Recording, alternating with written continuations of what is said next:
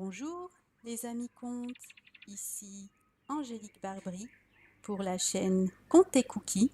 Je vous propose de vous emmener au pays de l'imaginaire. Prêt pour ce voyage? Choisissez une position confortable, détendez-vous, fermez les yeux, ouvrez grand les oreilles et laissez-vous bercer par cette histoire que je vais vous raconter. Aujourd'hui, je vous conte l'homme qui courait après sa chance. Il était une fois un homme malheureux. Il aurait bien aimé avoir dans sa maison une femme avenante et fidèle. Beaucoup étaient passés devant sa porte, mais aucune ne s'était arrêtée. Par contre, les corbeaux étaient tous pour son champ, les loups pour son troupeau et les renards pour son poulailler. S'il jouait, il perdait. S'il allait au bal, il pleuvait. Et si tombait une tuile du toit, c'était juste au moment où il était dessous. Bref, il n'avait pas de chance. Un jour, fatigué de souffrir des injustices du sort, il s'en fut demander conseil à un ermite qui vivait dans un bois derrière son village. En chemin, un vol de canards laissa tomber sur lui du haut du ciel, défiante, mais il n'y prit pas garde, il avait l'habitude. Quand il parvint enfin, tout crotté, tout puant, à la clairière où était sa cabane, le saint homme lui dit « Il n'y a d'espoir qu'en Dieu. Si tu n'as pas de chance, lui seul peut t'en donner. Va le voir de ma part, je suis sûr qu'il t'accordera ce qui te manque. » Et il lui répondit « J'y vais, salut l'ermite. » Il mit donc son chapeau sur sa tête, son sac à l'épaule, la route sous ses pas, et s'en alla chercher sa chance auprès de Dieu, qui vivait en ces temps-là dans une grotte blanche, en haut d'une montagne, au-dessus des nuages. Or, en chemin, comme il traversait une vaste forêt, un tigre lui apparut au détour du sentier. Il fut tant effrayé qu'il tomba à genoux en claquant des dents et tremblant des mains. « Épargne-moi, bête terrible, je suis un malchanceux, un homme qu'il vaut mieux ne pas trop fréquenter. En vérité, je ne suis pas comestible. Si tu me dévorais, probablement qu'un os de ma carcasse te trouerait le gosier. » « Bah, ne crains rien, lui répondit le tigre. Je n'ai pas d'appétit. Où vas-tu donc, bonhomme ? Je vais voir Dieu là-haut sur sa montagne. Porte-lui mon bonjour, dit le tigre en bâillant, et demande-lui pourquoi je n'ai pas faim, car si je continue à avoir goût de rien, je serai mort avant qu'il soit longtemps. Le voyageur promit, bavarda un moment des affaires du monde avec la grosse bête et reprit son chemin. Au soir de ce jour, parvenu dans une plaine verte, il alluma son feu sous un chêne maigre.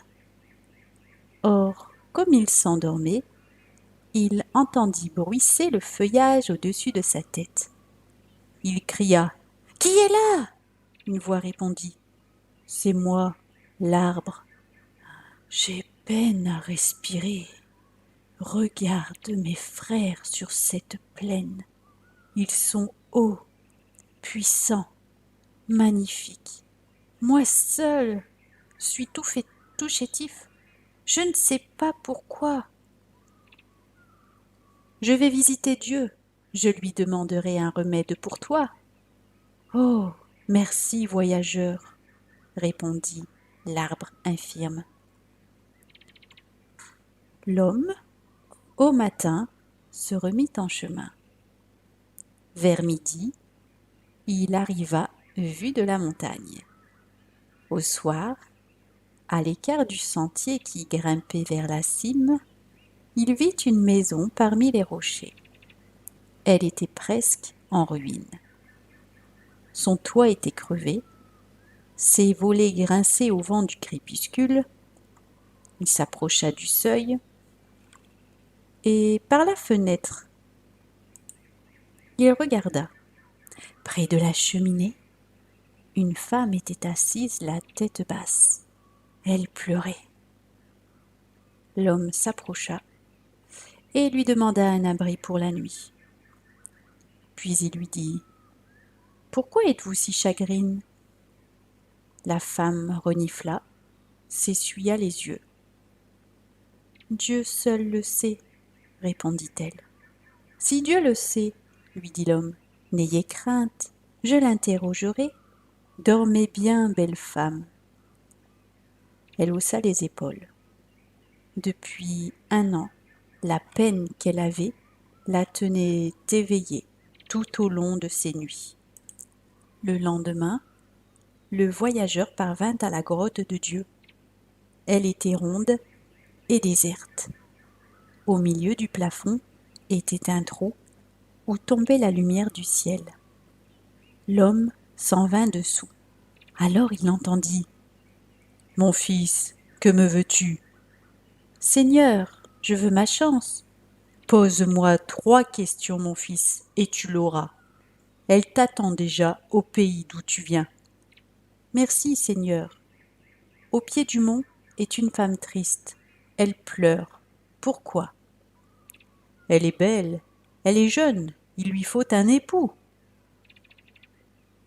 Seigneur, sur mon chemin, j'ai rencontré un arbre bien malade. De quoi souffre-t-il donc ? Un coffre-fort empêche ses racines d'aller chercher profond le terreau qu'il lui faut pour vivre. Seigneur, dans la forêt est un tigre bizarre. Il n'a plus d'appétit. Qu'il dévore l'homme le plus sot du monde et la santé lui reviendra. Seigneur, bien le bonjour. L'homme redescendit, content, vers la vallée. Il vit la femme en larmes devant sa porte. Il lui fit un grand signe. « Belle femme, dit-il, il te faut un mari. » Elle lui répondit : « Entre donc, voyageur, ta figure me plaît, soyons heureux ensemble. »« Eh, je n'ai pas le temps, j'ai rendez-vous avec ma chance. Elle m'attend, elle m'attend. » Il la salua d'un grand coup de chapeau tournoyant dans le ciel et s'en alla, en riant et gambadant. Il arriva bientôt en vue l'arbre maigre sur la plaine. Il lui cria de loin : « Un coffre rempli d'or fait souffrir tes racines. C'est Dieu, lui, qui me l'a dit. » L'arbre lui répondit : « Hé, homme, déterre-le, tu seras riche et moi je serai délivré. »« Oh, je n'ai pas le temps, j'ai rendez-vous avec ma chance, elle m'attend, elle m'attend. » Il assura son sac à son épaule, entra dans la forêt avant la nuit tombée, et le tigre l'attendait au milieu du chemin. « Bonne bête, voici, tu dois manger un homme, pas n'importe lequel, le plus sot qui soit au monde. » Le tigre lui demanda : « Comment le reconnaître ? » ?»« Je l'ignore.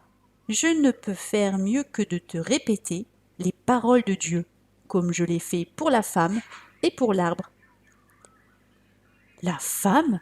Oui, la femme, elle pleurait sans cesse. Elle était jeune, fort belle, et il lui fallait un homme. Elle voulait de moi, mais je n'avais pas le temps. »« Et l'arbre ? » dit le tigre. « Un trésor l'empêchait de vivre. Il voulait que je l'en délivre. Mais je t'ai déjà dit, je n'ai pas le temps. Je ne l'ai toujours pas. Adieu, je suis pressé. »« Où vas-tu donc ? » ?»« Je retourne chez moi. J'ai rendez-vous avec ma chance. Elle m'attend, elle m'attend. » »« Un instant, dit le tigre. Qu'est-ce qu'un voyageur qui court après sa chance et laisse au bord de son chemin une femme avenante et un trésor enfoui ? Facile, bonne bête, répondit l'autre étourdiment. C'est un sot. À bien y réfléchir, je ne vois pas comment on pourrait être un sot plus sot que ce sot-là. Ce fut son dernier mot. Le tigre enfin dîna de fort bon appétit et rendit grâce à Dieu pour ses faveurs gratuites. Ce conte est extrait de L'Arbre à soleil de Henri Gougaud et j'espère qu'il vous aura plu. Je vous dis à demain les amis contes.